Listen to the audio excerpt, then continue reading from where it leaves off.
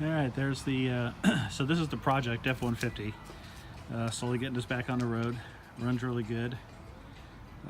Drives pretty nice too now. So I'm getting a couple of radios back into things. So right now I'm mounting the antenna for the quad band. This is going to be a 610 to 6 meter, 10 meter, 2 meter, 440 FM quad band radio. Still have to put the stinger on this antenna, but I'm going to use one of these triangle mounts here. It's going to go in the corner of the bed. It just screws into the corner of the bed. And then on the other corner over there is where the CB antenna is going to be mounted the exact same way. And then inside the truck, you know what, I don't have the keys with me. So I already have the CB mounted. I don't know if you can see it. I already have the CB mounted under the dash there. I do not have the other radio in yet, but it's going to go closer to the driver. So it's going to be just a little fun. It's a TYT TH-9800 quad band, kind of like the Yaesu 8900, but cheaper. That's all it needs.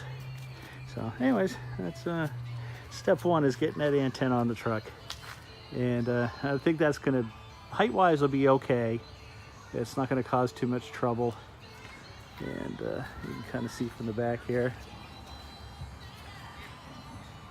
So the next step is to do a permanent mount on this big guy here, because that mag mount on my roof is just a bit too high.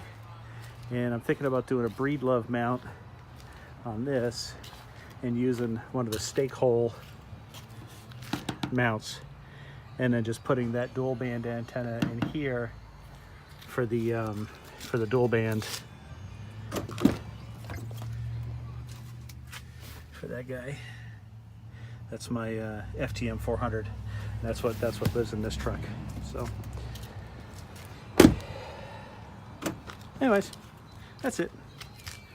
Project truck, fun stuff to work on. Daily driver. 7-3.